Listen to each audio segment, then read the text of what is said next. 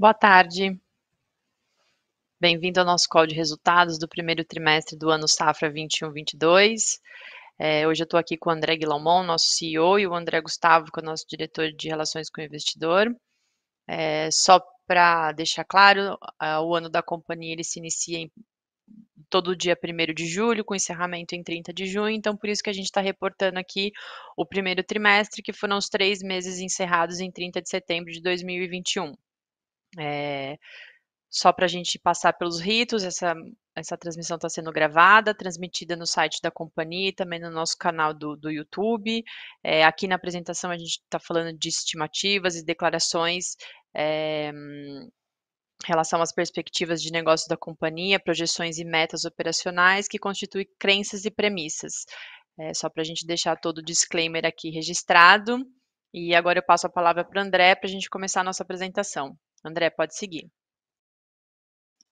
Ana, obrigado, Gustavo. Obrigado a todos vocês que estão conosco mais uma vez aqui nos nossos calls de resultados trimestrais. É um prazer enorme estar dividindo com vocês aí boas notícias, né?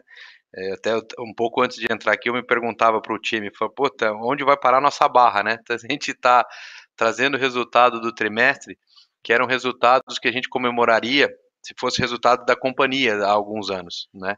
Então isso nos enche de orgulho, dividir isso com vocês e mostrar que a companhia mudou de patamar, né? A companhia, hoje nós temos uma companhia muito mais preparada do ponto de vista imobiliário, do ponto de vista operacional, é uma companhia totalmente diferente. Então a gente vai começar agora com os destaques do nosso trimestre e depois, como sempre, nós vamos ficar aberto para perguntas e respostas aí junto com vocês que nos acompanham diretamente, tá bom?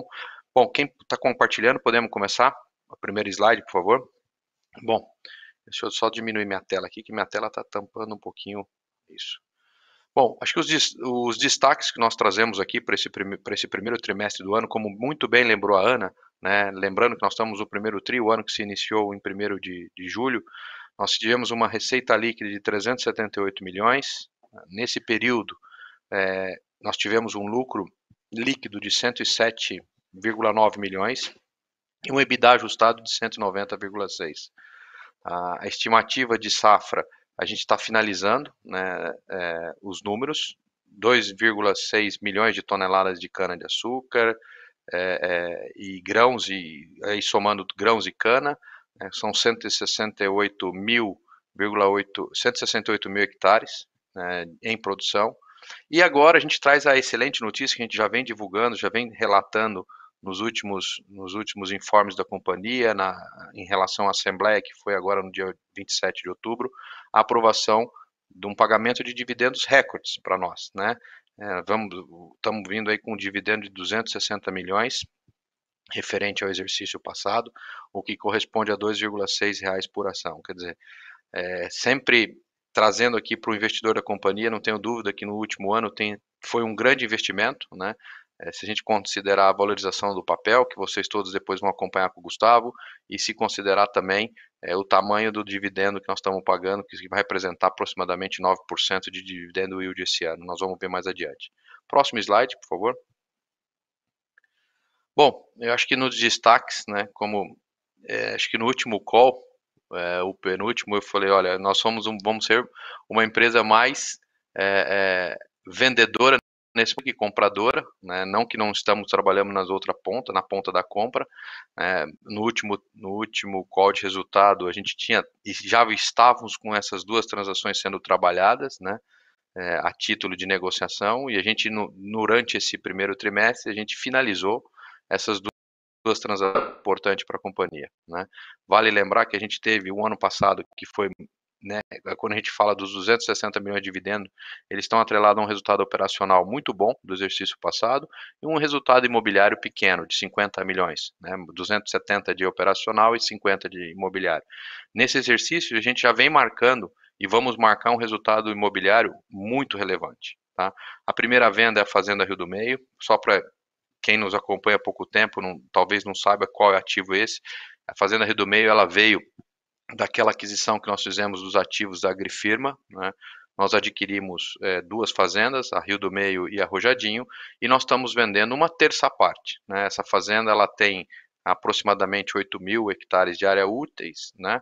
E nós estamos vendendo agora 2.800 hectares de área úteis. Adquirimos isso recentemente, em janeiro de 2020, né? O valor da transação inteira, nossa, naquele momento nós fizemos NAV por NAV. O valor dessa venda, dessa terça parte da fazenda, representa o valor da aquisição da fazenda como um todo, né? Isso mostra um pouco o potencial de geração de valor que a companhia tem no que se tange ao valor, a resultados imobiliários. Então, essa TIR representa 50,5%. A segunda venda é a venda mais importante da companhia, né? A venda que de maior volume, né? Uma venda de 589 milhões de reais, que também divulgamos recentemente ao mercado, de uma fazenda que nós adquirimos lá atrás, em 2006, 2007, da companhia, por alguma coisa na casa de 10 mil reais o hectare, e estamos vendendo agora na casa de 150, 160, quando a gente considera valor presente. Tá? Uma venda muito emblemática para a companhia, e eu queria marcar aqui 2 pontos fundamentais a vocês que nos acompanham, a vocês que revisam nossos números.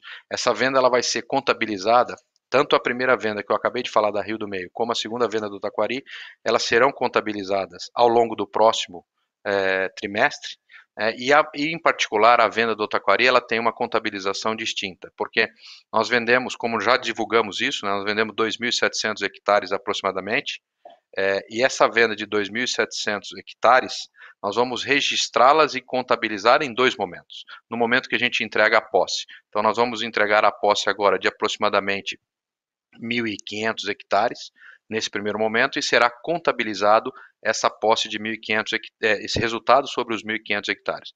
O que nós vamos fazer com os outros 1.200 aproximadamente, André?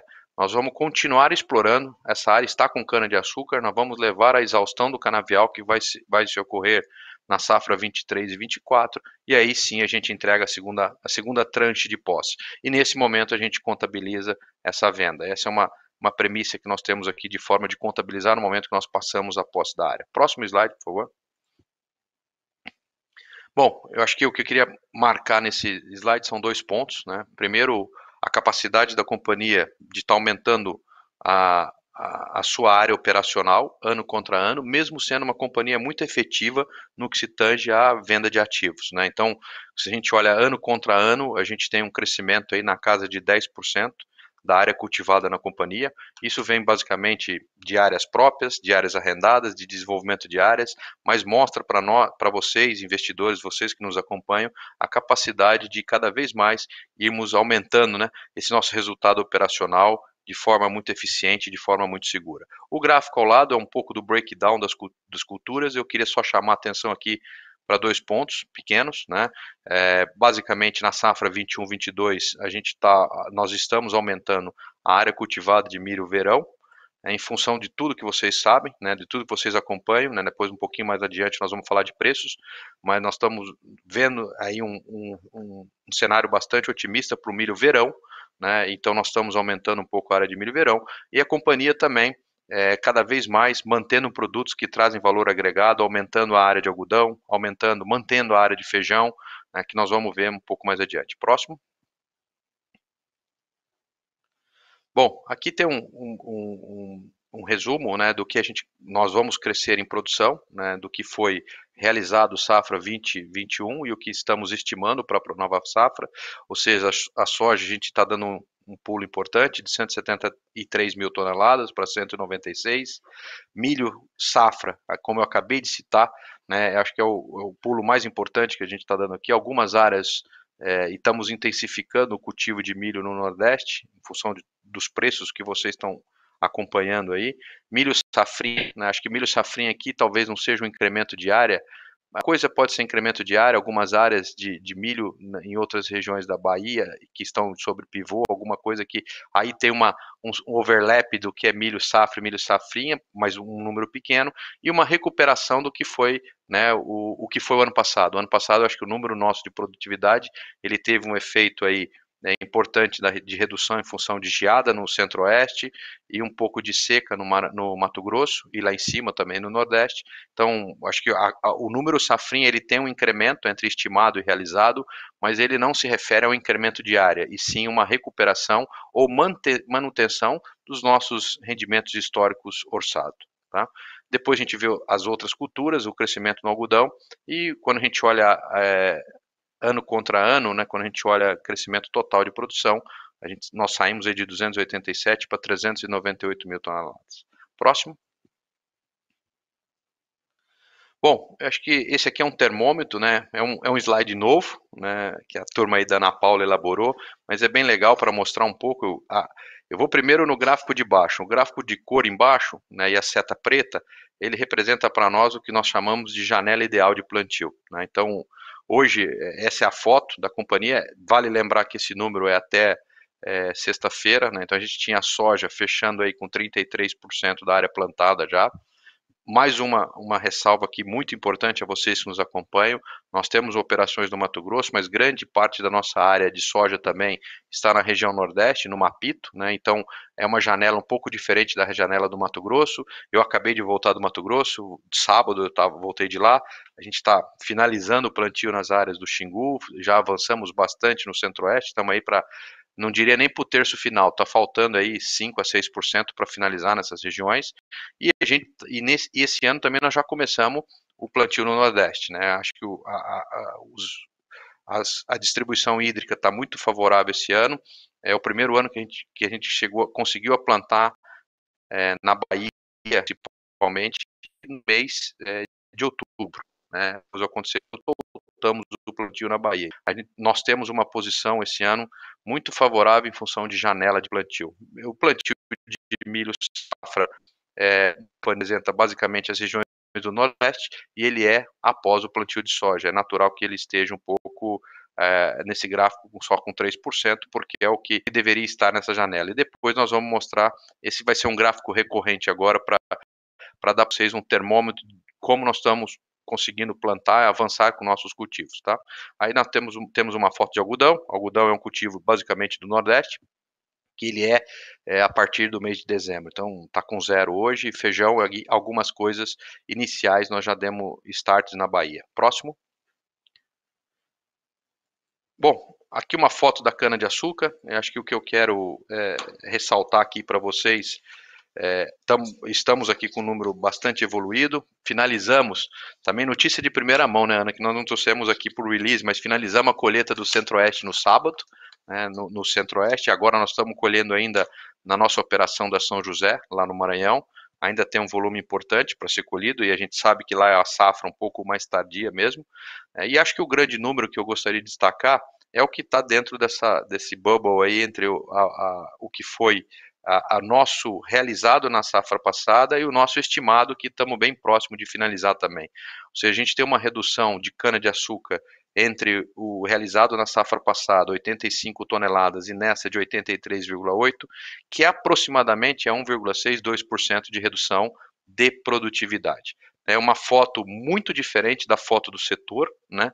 Uma foto muito, eu acho que tem um monte de pessoa que está aqui conosco hoje que acompanha outras empresas do setor, né, outras empresas do setor sucroalcooleiro, e a situação é bem diferente.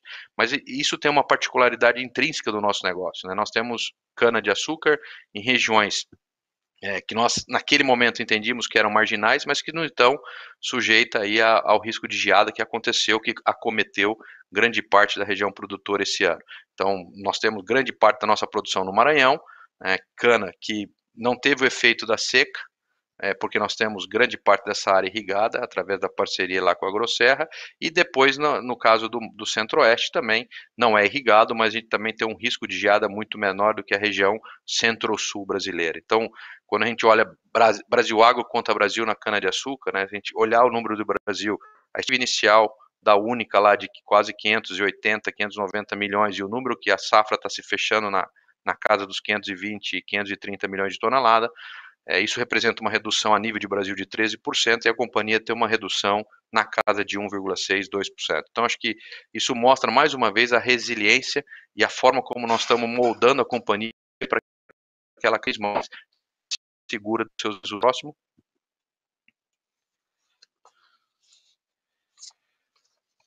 Próximo slide. Já tá, obrigado, desculpa. Não, volta um, desculpa.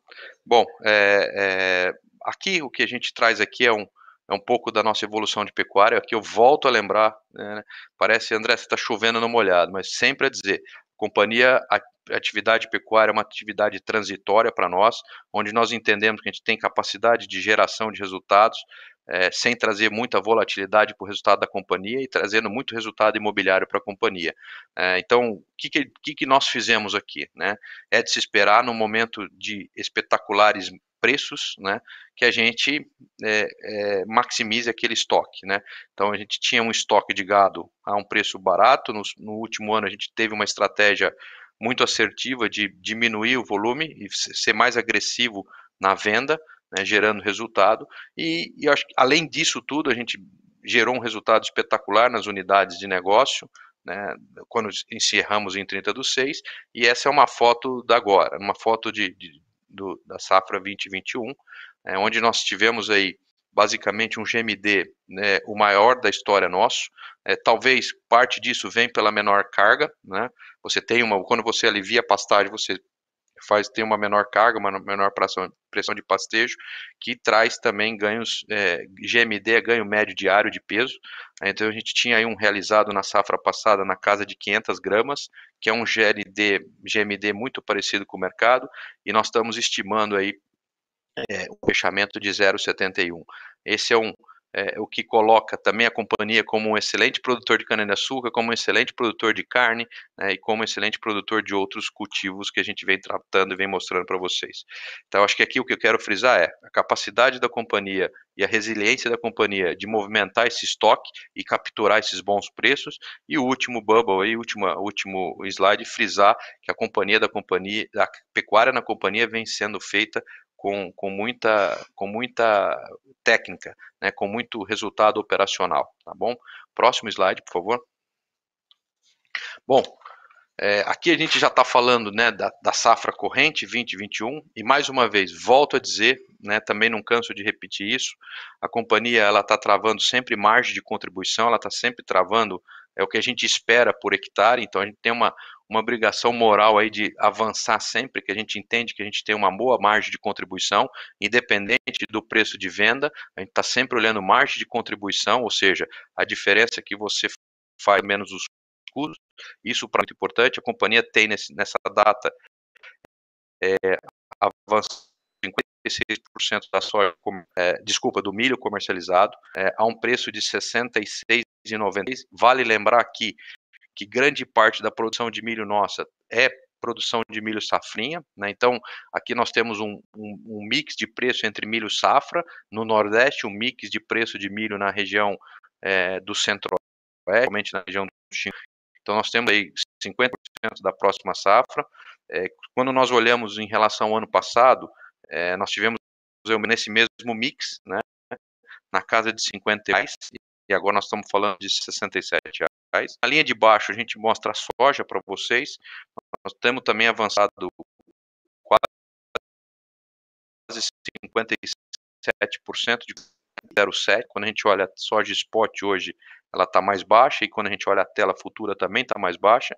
E o tipo de câmbio, né, e o valor do câmbio que nós do dólar cerrado fechado a 5,57. Também tem uma diferença um pouco acima do que foi a safra passada, né, com 5,41. Então, isso vai refletir sem dúvida nenhuma num resultado final ainda mais robusto esse ano em relação ao ano passado, porque nós estamos vindo aí com preços de grãos, né, superiores ao ano passado. A última linha é o algodão, tá?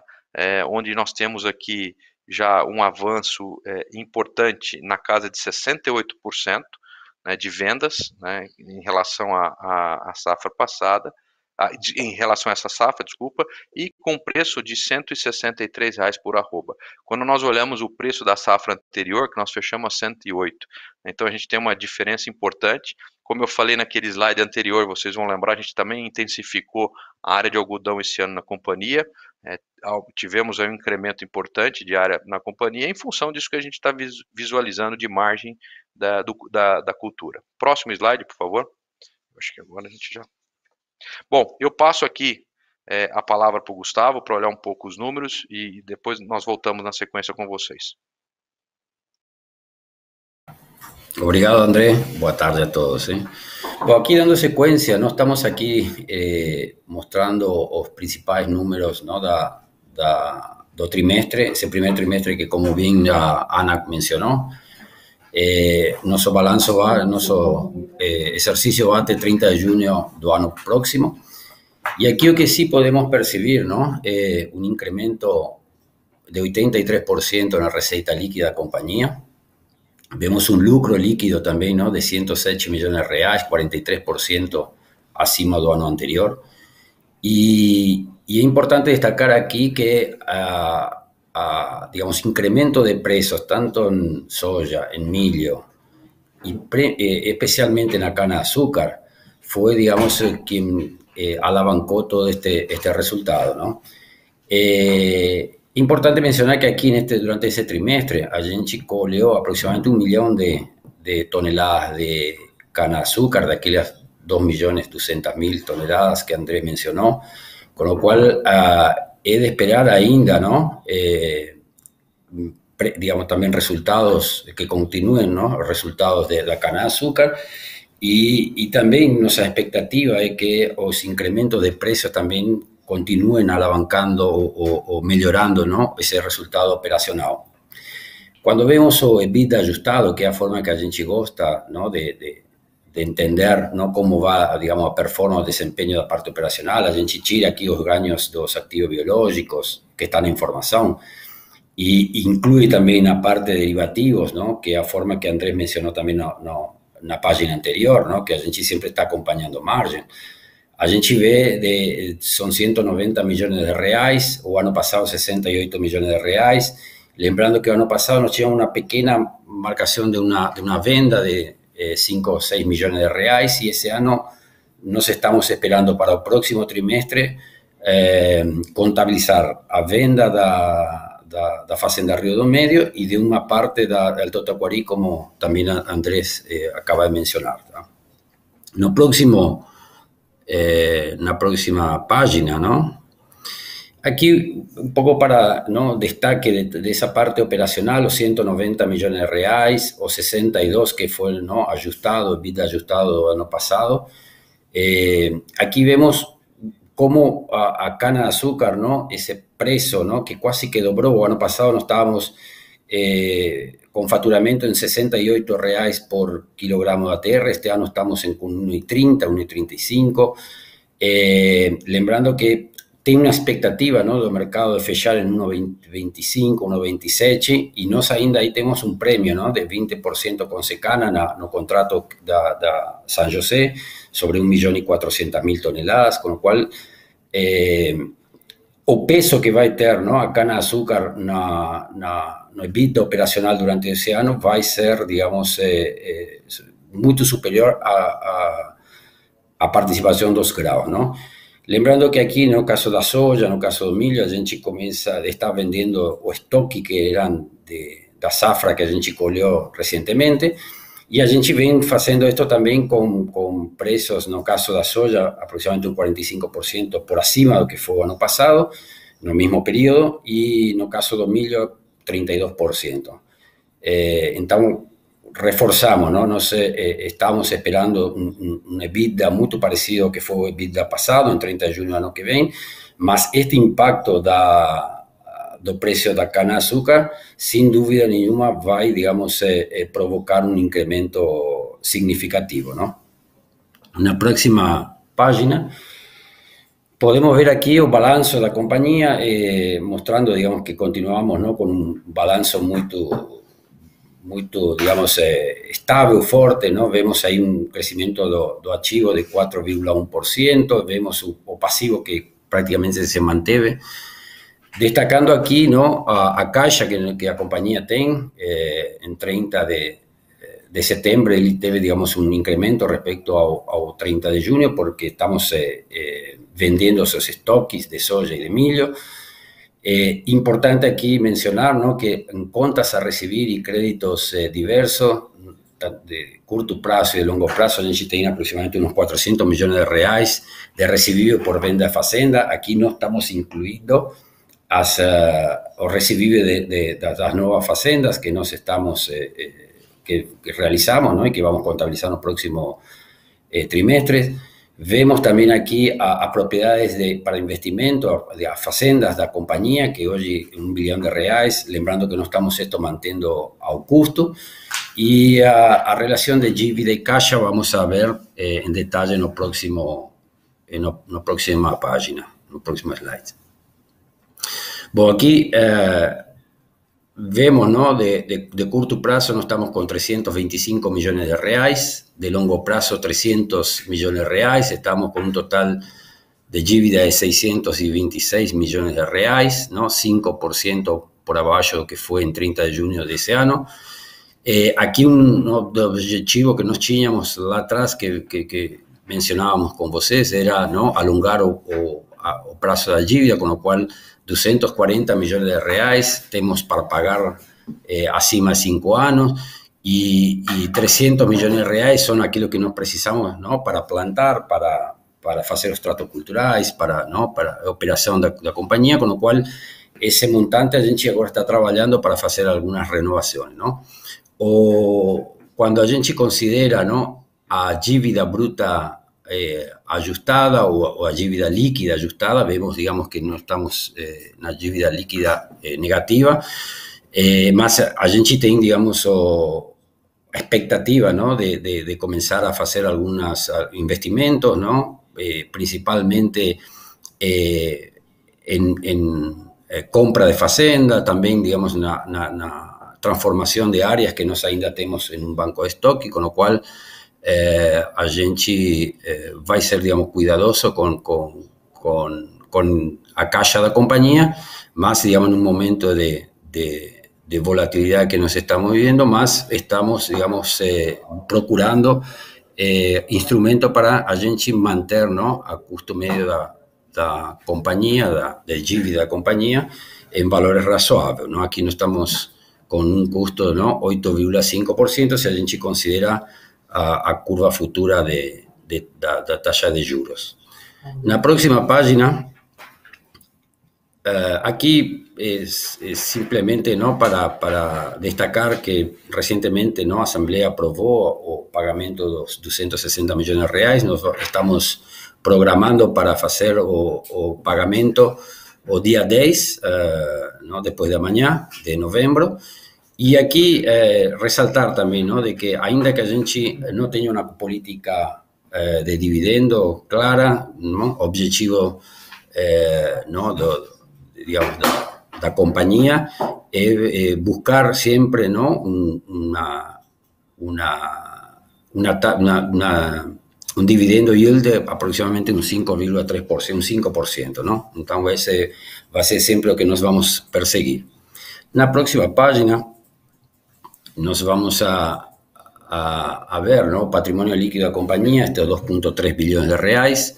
Si a gente, ¿no? Aquí estamos excluyendo valor libre de nuestra propiedad, lembrando que esto está a valor custo, ¿no? En nuestros balanzos, y incorporamos valor de mercado de las propiedades que fue avaliado, ¿no?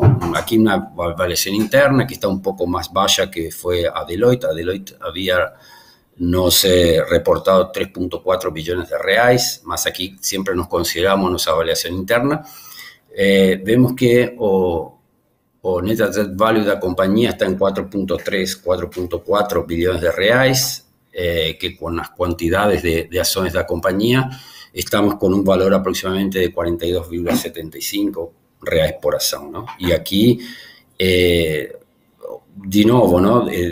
Destacar, digamos, o grande potencial de upside que tenga a compañía y convidarlos a que continúen, ¿no? Invirtiendo en una empresa. Y no último, en la próxima página, no último slide, aquí vemos una evolución, ¿no? De Ibovespa, evolución de Agro 3, ¿no? O valores de acciones de día 4 de noviembre, yo que dice aquí todo con mi cariña no medio más. Aqui mostrando, ¿no?, a performance, desempenho da companhia, eles, digamos, o bom momento que vive o mercado do agro, ¿no?, em geral, e a companhia também, ¿no?, com a recorrência de resultados positivos, eles han levado, digamos, que seja uma excelente oportunidade de investimento, ¿no? Então, agradecemos, ¿no?, a participação. Vamos passar agora às perguntas e respostas. Muito obrigado.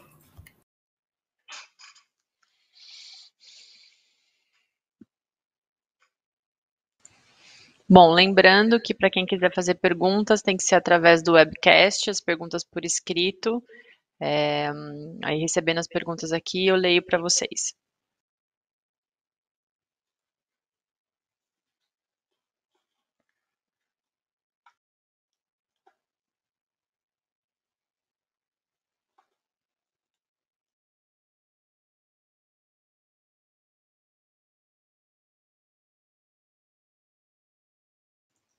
Bom, vamos lá.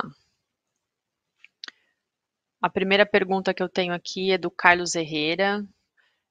Qual a diferença entre o NAV e o preço das ações? Aproximadamente 68%. Vocês visualizam a oportunidade para recomprar ações? Bom, Carlos, vamos lá. Olhando um pouco o acionista da companhia, né? Sem dúvida nenhuma, acho que temos aí um gap muito importante, né? Mas a gente tem feito também um trabalho importante de crescimento da base acionária, né? E de aumentar o free float da companhia.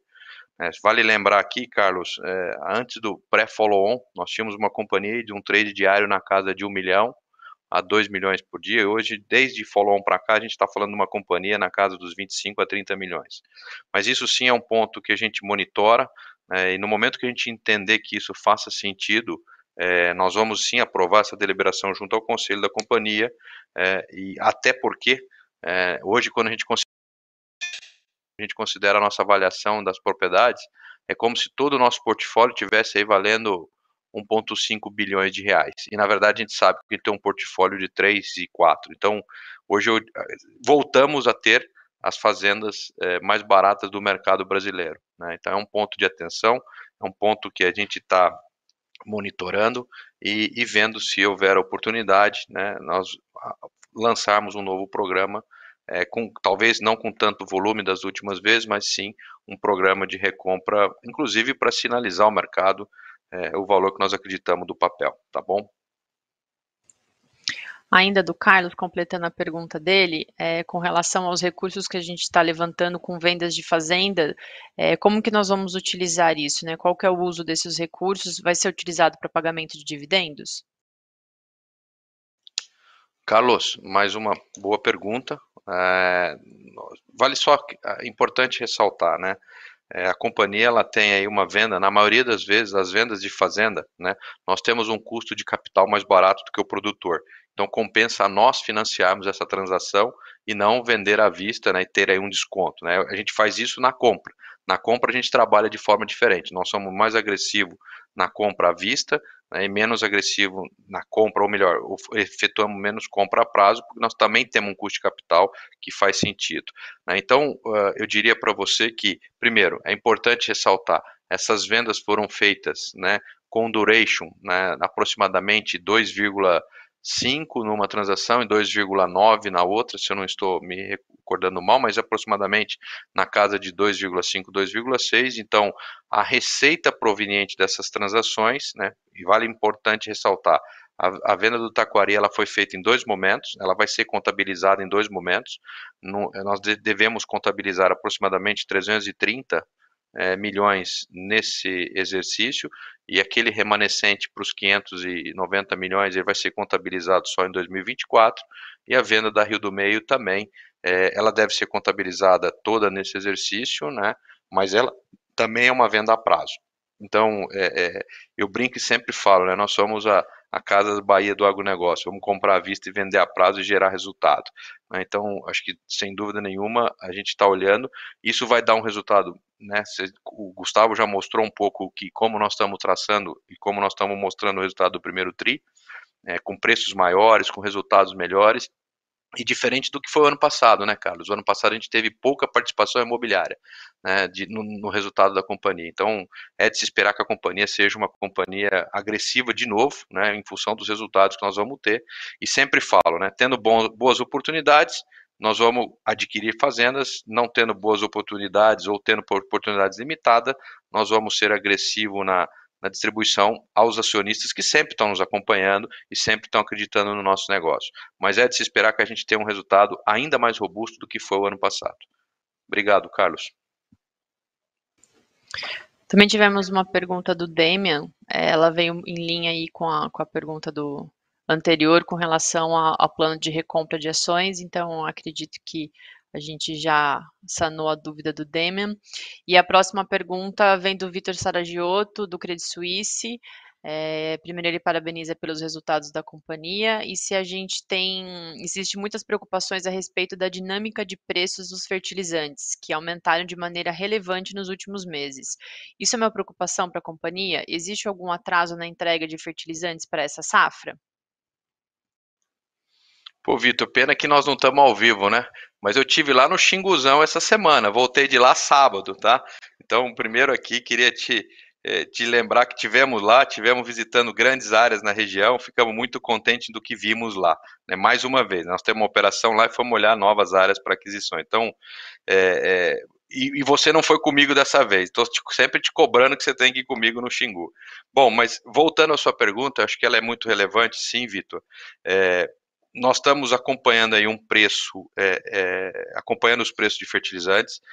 Acho que é muito importante, acho que fazer uma leitura do o reflexo disso, né? E como isso está acontecendo.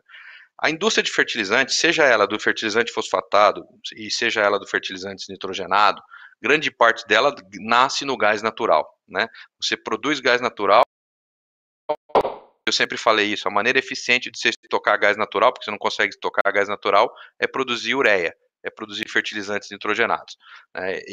E o fertilizante nitrogenado, ou a própria amônia, né, e o próprio gás natural, também a indústria é a matéria-prima base para a produção dos fosfatados. Então, a nossa leitura, Vitor, sendo muito transparente, nós não acreditamos numa redução de preço de fertilizantes num horizonte de 6 meses. Por que num horizonte de 6 meses não dá para acreditar? Porque nós estamos entrando exatamente nesse momento, no momento de maior consumo de gás natural a nível de mundo, em função do inverno no hemisfério norte. Então, a gente está entrando agora, em dezembro, janeiro, os maiores consumos de gás natural para calefação, não para a produção de fertilizante. Então, nós temos agora um concorrente que é natural, isso sempre acontece todos os anos, e esse ano nós estamos acontecendo num momento de preços muito altos de gás natural, né? A gente está acompanhando o preço aqui, todo mundo acompanha dia a dia aí, o preço do gás no Brasil, mas ninguém fala, né? O gás na Europa também subiu 208% nos últimos 6 meses. Então, acho que é fundamental a gente olhar essa indústria dessa forma. Eu acredito que a indústria de fertilizante, a nível mundial, ela tem algumas matérias-primas que têm uma capacidade de produção ociosa, que eu não tenho dúvida que vão ligar um monte de fábrica de potássio ao redor do mundo, algumas plantas de fósforo vão começar a entrar no circuito, e no que se tange a nitrogenado, a gente tem aí essa grande preocupação com gás, que é o efeito direto. Então, a nossa leitura, Vitor, no próximo vai ter um impacto, né, importante para o Brasil, no que se tange a safra, a segunda safra, a safra de inverno, e também não menos diferente para o Brasil Agro. Nós já estamos projetando isso nos nossos números, um impacto importante no que se tange a segunda safra. Né? A safra de verão, esse fertilizante já foi todo comprado, o cloreto nós compramos ano passado, o fósforo nós compramos no início do ano, esse não teve, nós estamos ainda cultivando uma safra com custos de fertilizantes, não os custos de fertilizantes de spot. Mas é de se esperar, sim, que isso aumente. Agora é importante também olhar que quando a gente olha o preço do ano passado e o preço comercializado, para essa safra nós estamos ainda esperando margens muito positivas, Vitor. A grande incógnita que tem no mercado, que nós devemos todos acompanhar, é o que acontece para frente. Né? A gente também não só está vendo fertilizante, viu, Vitor? A gente também está vendo agroquímicos aí com incrementos em dólares. Né? Não estamos só falando de variação cambial, estamos falando de incremento em dólar também, aí na casa de 10 a 15%, dependendo do produto químico.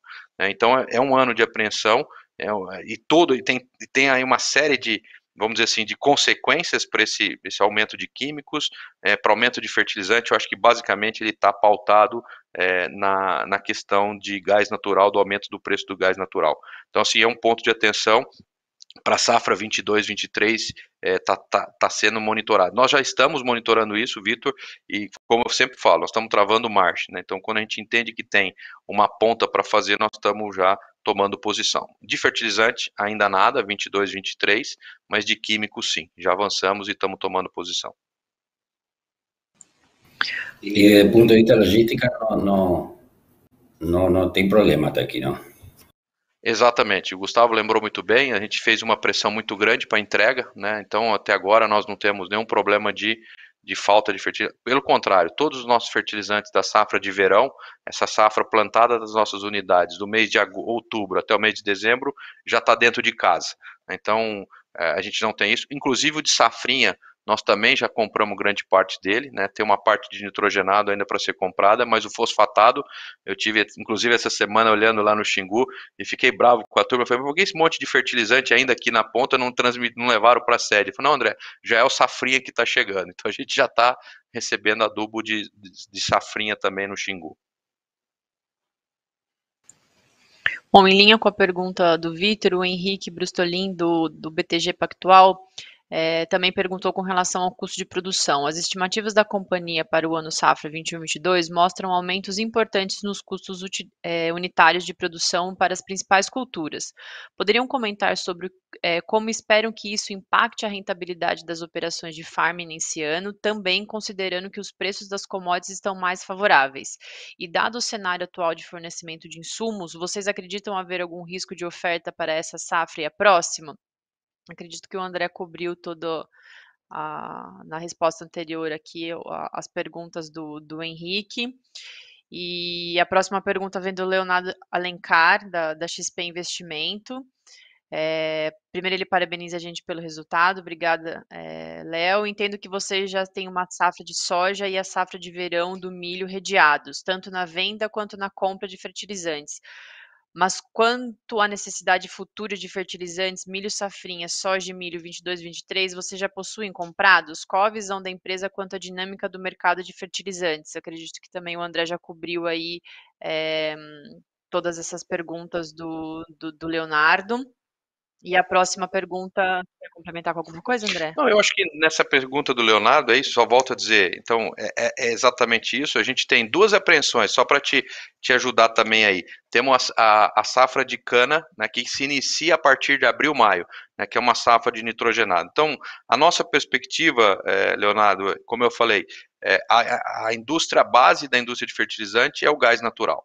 Nós não acreditamos em queda de preço de gás natural, ainda mais agora que nós estamos entrando no hemisfério norte na época do frio, né, na estação de frio no hemisfério norte. Então, a leitura nossa é que, passando a estação de frio, aumente e volte a aumentar a oferta de gás natural e a gente possa ter aí, eu diria, no final do primeiro semestre do ano que vem, início do segundo semestre de 2022, é de se esperar que a gente tenha alguma redução nos preços de fertilizantes, principalmente nitrogenados e fosfatato. A próxima pergunta vem do Flávio Bica, do Clube de Investimento Valor Futuro. Primeiro, ele parabeniza a companhia pelos resultados e poderiam abrir mais como estão as condições de chuva e previsões para as distintas regiões das fazendas da Brasil Agro? Flávio, obrigado pela pergunta. Um prazer aqui falar com você novamente. Eu diria o seguinte, esse ano ele tem se comportado bem melhor do que foi o ano passado, né? Você acompanha com certeza não só a companhia, mas também todas as informações de mercado.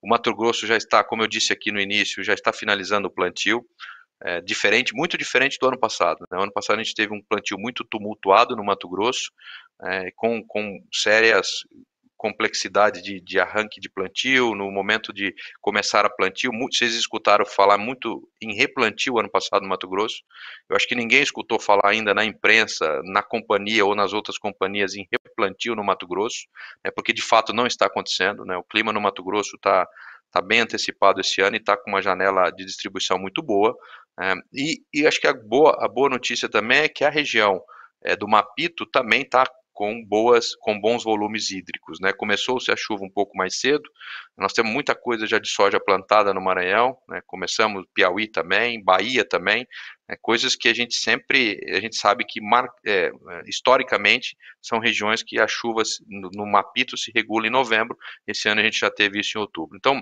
eu diria para você que a foto de Brasil, tá? Quando a gente fala no estabelecimento dos cultivos. A previsão de longo prazo, ela também é positiva, tá? A gente está indo para um ano de laninha ou neutral, aí, uma linha de fraca intensidade. Isso, sem dúvida nenhuma, permite uma boa redistribuição de chuva no Mapito, uma chuva dentro da média no centro-oeste, e a preocupação que todo mundo tem é a região sul do Brasil, né, ano de laninha. E quando a gente fala sul do Brasil, a gente não, aí vamos vestir o nosso chapéu de Brasil Agro, a preocupação que a gente tem esse ano, sendo muito transparente com todos vocês, é Paraguai, né? Paraguai, já tivemos chuvas boas agora, mas a gente sabe que lá o início de plantio acontece no final de novembro, início de dezembro. Nós já temos uma boa precipitação, mas a gente está bem atento com o clima do Paraguai. Inclusive, nós tomamos algumas decisões já de redução à exposição no Paraguai no que se tange a áreas novas, né?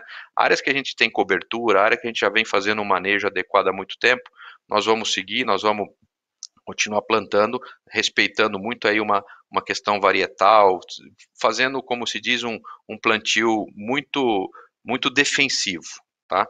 Mas nos preocupa a região do Paraguai, né? E como preocupa também toda a região sul do Brasil, e como preocupa também, os argentinos também devem estar preocupados com o clima lá. Na Bolívia, nós estamos aí com o clima também dentro da normalidade, né? Estamos iniciando agora, iniciamos há 15 dias a colheita da segunda safra de soja, né? Vale lembrar que a safra verão lá, a safra de inverno de soja lá, ela é mais representativa que a safra verão. Então estamos agora iniciando, e as chuvas na Bolívia até então agora estamos aí dentro da média, um pouquinho no início lá, em abril, maio, nós tivemos alguns estresses, mas agora a chuva está dentro da normalidade na Bolívia também. Vale lembrar que lá a gente também tem muita cana. Então, Flávio, te resumindo, acho que a companhia está indo muito bem, como está indo todo o Brasil, centro-sul para cima, vamos dizer, centro-oeste, Mapito, né? E temos a impressão, vamos dizer, o ponto de atenção nosso vai ser o Paraguai, como vai ser toda a região sul do Brasil. As previsões para o ano, né, como eu disse, são boas nessas regiões, com exceção do sul e Paraguai. Tá bom? Bom, a próxima pergunta, ela vem do Walter. E tendo em vista a tributação de dividendos, algum estudo para antecipação de dividendos em relação ao montante de 2022? Essa é boa, hein? Bom, nós não temos previsão ainda disso, mas nós estamos atentos às reformas, tá? Estamos preparados, né? Eu acho que a companhia está preparada para isso, né? Eu acho que foi um ponto de muita reflexão e muita atenção aí quando a gente estava vendo ali uma movimentação importante de reformas tributárias, né? E nós estamos preparados, a companhia está preparada, se isso de fato vem a ser um redutor de rentabilidade do investidor da companhia, né? Então, nós estamos preparados, mas estamos acompanhando o mercado e ver como se desdobra aí a questão da reforma tributária.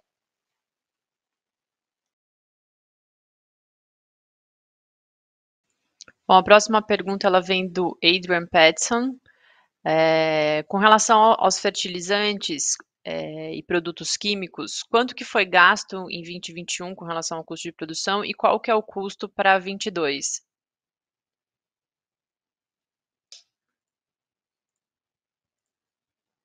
Bom, eu acho que aqui o que vale a pena, acho que a gente pode ressaltar em percentuais, tá? Para a gente não entrar em produtos específicos, né?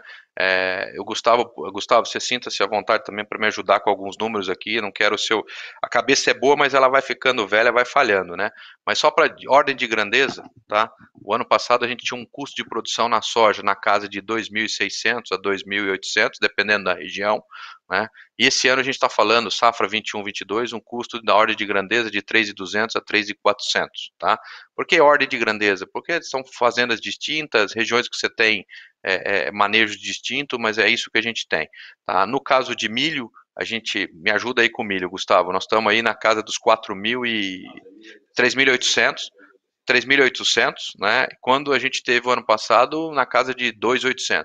O milho ele pega um pouco mais na questão do custo, porque ele tem uma carga maior de fertilizante e, consequentemente, ele também tem uma carga maior de fertilizantes nitrogenados, que foram os fertilizantes que tiveram maior incremento. Então, acho que o milho, em relação à soja, ele sofre duas vezes, ele sofre duplamente. Né? Em relação aos químicos, como eu falei, na safra 2021 e a 21-22, nós não tivemos diferenças expressivas em dólares, sim tivemos variações em função da taxa de câmbio, mas não tivemos diferença expressiva. Quando eu citei na fala anterior um incremento aí na casa de 10 a 15% em dólar, nós já estamos falando para a safra 22-23, é o que a gente está prevendo na próxima safra, 22-23, não essa safra que nós estamos plantando agora. Nós estamos falando na safra 22-23, nós estamos estimando aí uma possível alta no preço de agroquímicos também, em função de uma série de coisas, né? Gás natural, restrições ambientais, frete marítimos, né, que tiveram aí um expressivo aumento, né?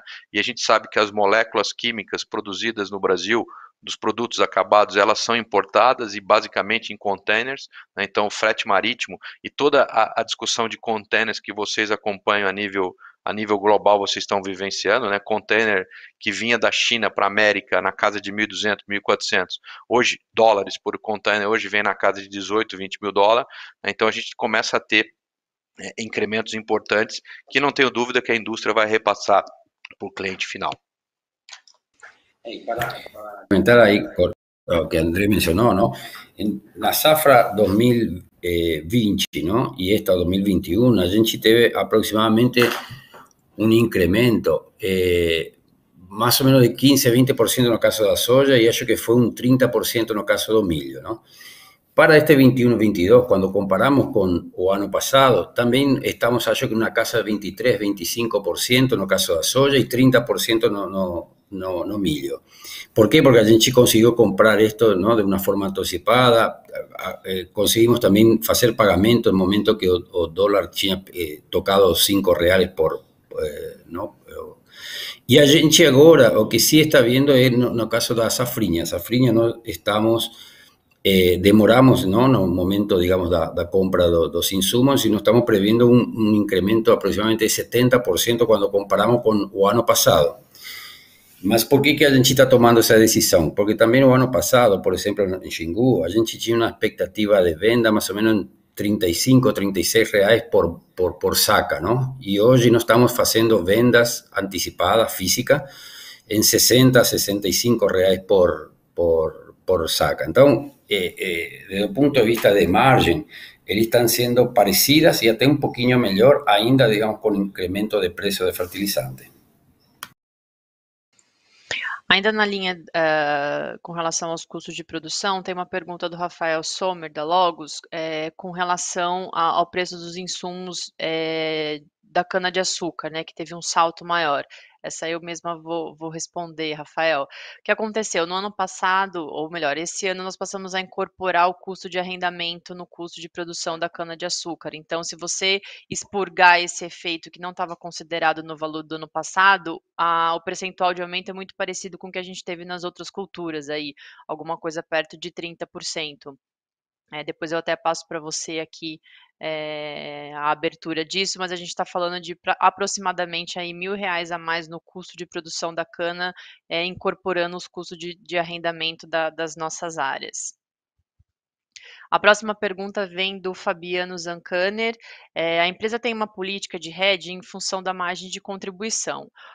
O volume de hedge é feito pelo custo, deixando uma parte em aberto, ou a gente faz hedge de tudo? Eu acho que é Fabiano Zancaner, deve ser, né?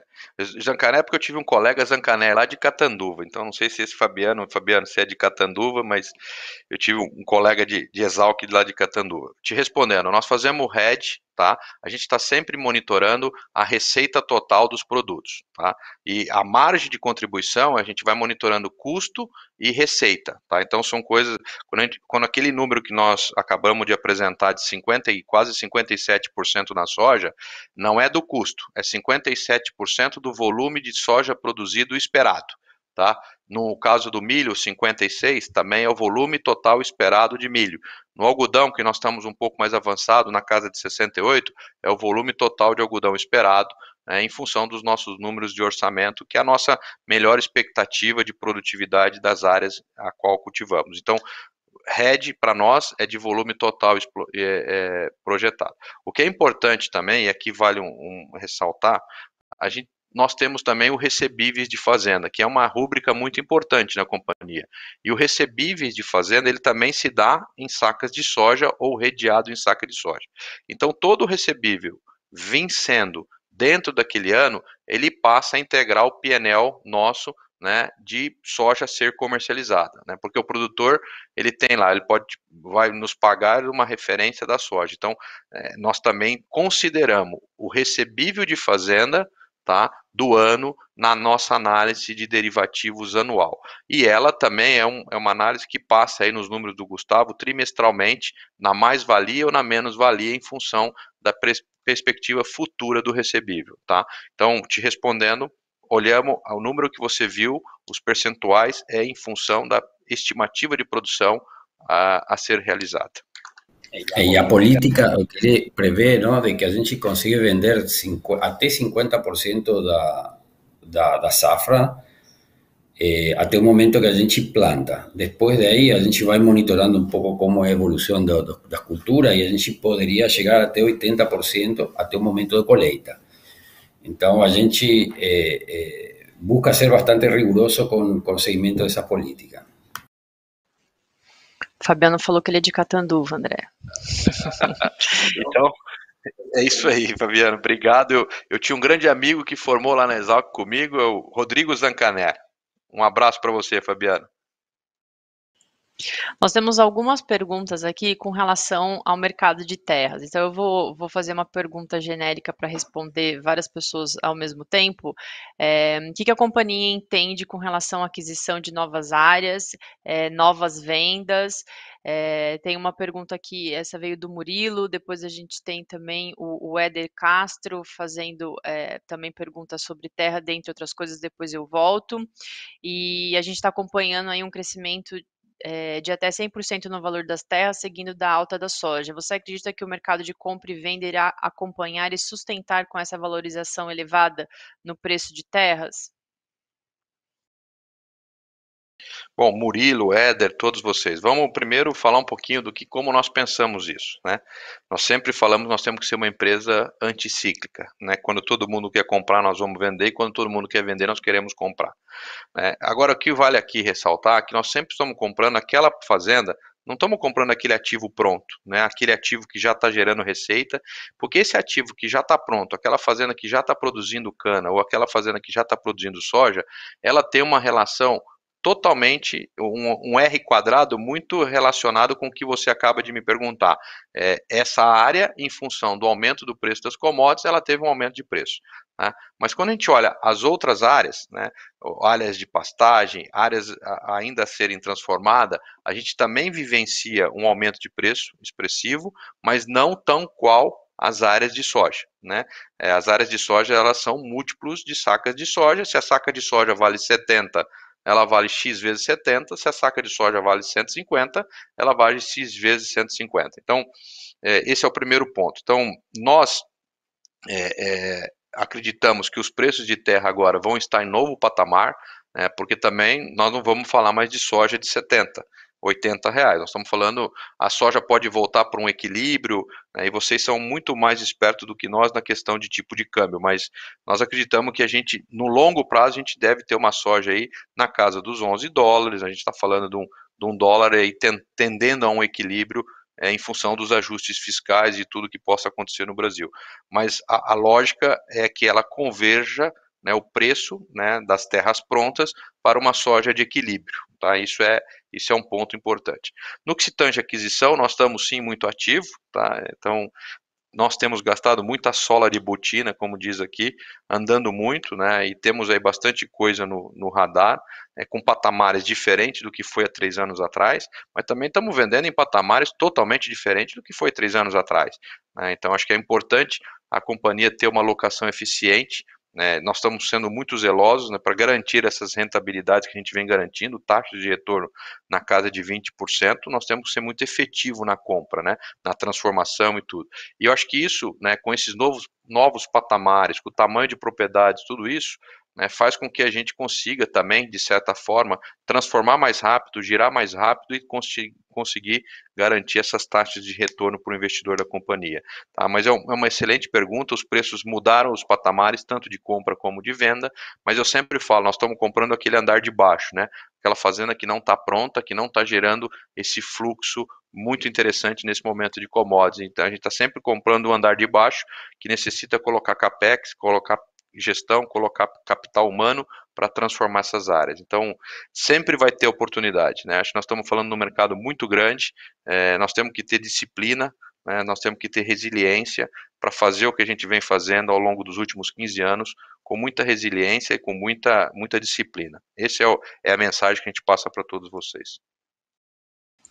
Obrigada, André. A gente tem uma pergunta do Hernani Siqueira também com relação à compra de terras. Eu acredito que o André passou aí por todas as suas dúvidas.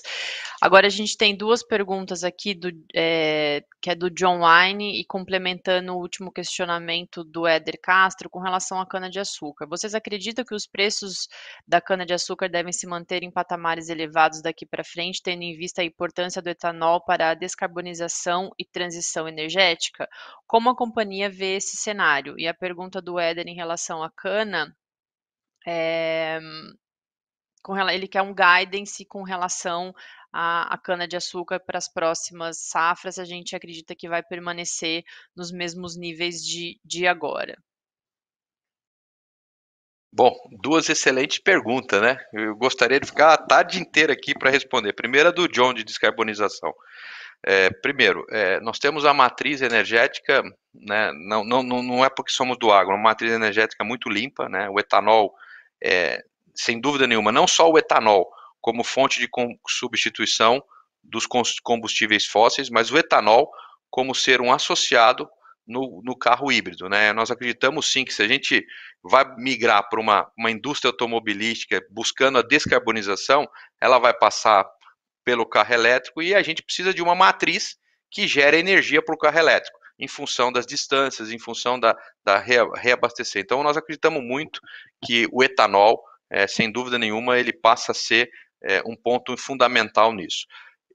O ponto que eu gostaria de marcar aqui também, John, o Brasil foi um país que, de fato, aprovou vamos dizer assim, nesse momento de descarbonização, um programa de Estado, que é o RenovaBio. O RenovaBio é um programa que, eu falo que é um programa de Estado porque não é um programa de governo, né? O governo vem, fica 4 anos e passa.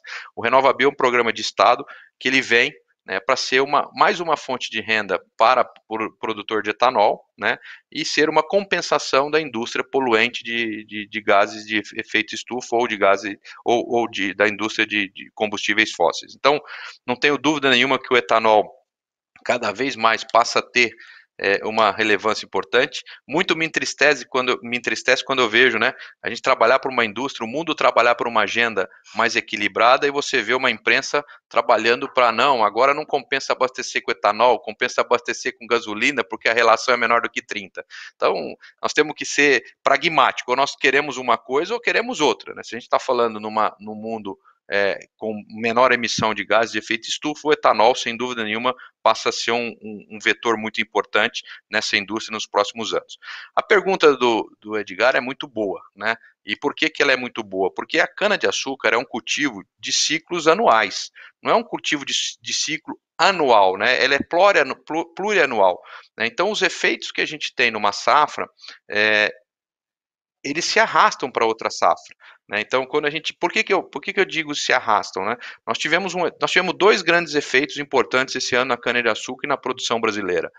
Nós tivemos um primeiro que foi a intensidade da seca, né? Nós tivemos uma chuva que cortou mais cedo, uma chuva que parou de chover mais cedo, né, e a gente teve um reflexo importante, a gente teve um segundo, né, a tempestade perfeita, a gente teve um segundo momento que foram as geadas na região centro-sul. Aí que é o grande problema, viu, Edgar? Porque a seca, ela já estava marcada, ela prejudica um pouco a brotação da soqueira, mas se a gente tiver um próximo ano com chuvas dentro da média ou acima da média, você pode ter uma recomposição disso. O grande problema é que quando aconteceram as geadas, no momento que elas aconteceram, que foram lá no mês de julho e agosto, nós já tínhamos grande parte da cana colhida e rebrotada, né, que é a cana que está sendo formada para a próxima safra. Então você imagina, aquela planta já usou todas as suas reservas para rebrotar, para crescer, e de repente vem o frio, a geada, anula isso e ela tem que começar de novo a rebrotar. A nossa experiência, quando acontece isso por N razões, seja por fogo, seja por geada, seja por qualquer outra adversidade, a gente tem uma redução importante no ano contra ano, porque você já exauriu grande parte daquela energia que a planta tinha para rebrotar. Então, eu diria para você o seguinte: no próximo ano, tem dois cenários, né? Um cenário otimista e um pessimista, e não é um cenário da Brasil Agro, do André, e nem do Gustavo, da Ana, é um cenário do setor. É um cenário pessimista aí na casa de 530 milhões de tonelada e um cenário otimista na casa de 550, longe dos nossos 595 milhões de toneladas. Então, se me pergunta, eu acredito ainda num ano de preços favoráveis para a cana-de-açúcar, né? No que se tange à produção brasileira, né? A gente tem que olhar sempre, é muito importante a gente olhar lá fora, né? Olhar também a produção de açúcar na Índia e em outros países, mas principalmente na Índia, né? Mas nós estamos tendo uma recuperação muito modesta da produção de açúcar na Índia, né? E a gente está vivendo isso, a melhor reflexo disso são os preços, né, da libra peso de açúcar em Nova York, né? Eu não me recordo, né, como agrônomo, como produtor, ter visto cana a 21 cents libra peso em Nova York, como a gente teve aí há poucos meses atrás, né? Então, eu acho que o cenário ainda para o próximo ano, como é uma cultura plurianual, né, e o impacto que nós tivemos esse ano vai se arrastar para o próximo ano, eu não tenho dúvida, nós vamos ter um cenário de pouca oferta de matéria-prima, que é um cenário, pouca oferta de matéria-prima, ele põe pressão em preço na próxima campanha, no próximo exercício, não tenho dúvida. Bom, a próxima pergunta vem do Anthony Gordon, da Genagro. Conforme foi anunciado no Summit da COP26 na semana passada, o Brasil é signatário de um acordo de deflorestamento antes de 2030, né, de zero desmatamento. Ele gostaria de saber como que isso afeta a companhia, as operações da companhia. Anthony, boa tarde, prazer falar com você novamente. Bom, acho que é importante a gente entender de fato o que foi proposto, né? O Brasil tem um compromisso que eu diria que é a obrigação moral e intelectual da gente, né? O compromisso de desmatamento zero ilegal até 2030. Esse foi o compromisso assumido na COP 26, ou seja, zerar o desmatamento ilegal no Brasil. A gente já está falando de ilegalidade, né? Nós estamos muito longe dessa linha, né? Mas vamos lá, vamos olhar para a nossa casa também, ver o que, independente se é legal ou ilegal, nós temos poucas áreas ainda dentro do nosso pipeline para serem transformadas, e essas todas, elas já estão em transformação, são áreas de cerrado que estão sendo transformadas, áreas na região do Chaco que estão sendo transformadas, e nós temos aqui a melhor expectativa nossa de terminar esse desenvolvimento no ano de 2025. Então, o desmatamento ilegal, sim, é o compromisso assumido na COP até 2030, e cada vez, Anthony, que a gente vê um compromisso desse sendo assumido e ele de fato se transforma numa realidade, para empresas como a nossa, né, empresas que têm governança, empresas que respeitam o meio ambiente, empresas que têm gestão, eu acho que é um fator ainda mais decisivo para que a gente tenha uma posição mais relevante, né? Então, acho que a gente começa a ser nivelado pelos melhores, né? O grande problema algum problema existente no Brasil é que você não é nivelado pelos melhores porque ainda existe certa ilegalidade. Eu não diria tanto no agronegócio brasileiro, viu, Tony? Eu diria mais na questão de desmatamento de Amazônia através de áreas ilegais, áreas de governo, áreas de parques indígenas, uma série de coisas. Obrigada, André. A gente tem uma pergunta agora do Vitor Poli, da Levante, com relação. Poderiam falar um pouco como andam os projetos de tecnologia no campo, como o 5G pode ajudar? Obrigada. Essa aqui o André vai ficar falando, a gente vai ficar até amanhã aqui ele contando as coisas. Então, eu vou pedir para o André ser conciso aí na resposta, que a gente tem mais uma outra pergunta para antes da gente encerrar aqui. Vitor, excelente pergunta. Tá? Como a Ana falou, eu sou um apaixonado, né, por isso, não poderia ser. Mas eu vou te dar alguns números que são, não é nosso, é da Embrapa, né? Nós com o investimento, o Brasil com investimento aí na casa de 4.500 antenas, né? Quando a gente fala no Brasil agro, hoje o Brasil tem uma cobertura de 5G na casa de 17 a 20%, né? Com 4.500 novas antenas, nós levamos a cobertura 5G no Brasil na casa de 50% da área agrícola. Com 15 mil antenas, que não estamos falando de um investimento muito alto, né, para o agronegócio, a gente leva a cobertura de 5G na casa de 80% das áreas em produção no Brasil. Tá? Vou te dar um número também, vou dividir com você um número de Embrapa aqui. Essa primeira tranche de cobertura, se a gente for capaz de gerar aí um aumento da cobertura de 5G na casa de 50% da área agrícola brasileira, a gente está falando de algo em torno de 50 a 60 bilhões de reais a mais no PIB agrícola brasileiro. Se a gente tiver a capacidade como país, como setor, de levar isso a uma cobertura de 80% da área, as estimativas, né? E óbvio que a gente está falando de tecnologia, isso é uma grande estimativa, né? A gente pode chegar aí superiores a 110 bilhões de reais gerado de incremento ao PIB agrícola brasileiro. Então, eu sou um fanático por isso, nós estamos desenvolvendo isso, o Gustavo que está aqui comigo ao lado, estamos liderando, estamos vendo projetos e estamos antevendo isso, né? A companhia já tem algumas unidades que a gente tem uma cobertura, não em toda a fazenda, mas estamos antevendo, e não só a 5G, né? Estamos muito na linha de frente em várias tecnologias, a questão de biológico, conectividade que está ligada ao 5G, né? A inovação de várias coisas, várias ferramentas, drones de monitoramento, uma série de coisas que tem sido feito no agronegócio, que sem dúvida nenhuma vai ser a nova grande revolução verde que o agronegócio pode trazer para o cenário de produção nos próximos anos. A próxima pergunta vem do Antônio Siqueira, acho que é uma emenda aí do que o André já estava falando, com relação às perspectivas de mensuração das políticas ESG da companhia, que é a sigla em português ambiental, social e governança. Antônio, assim, nós aqui da companhia sentimos muito à vontade para falar em ESG, né? Por quê? Eu vou te dar vou olhar as 3 letras, né? Quando a gente fala de governança, nós somos a primeira empresa do agronegócio a ser listada no novo mercado brasileiro.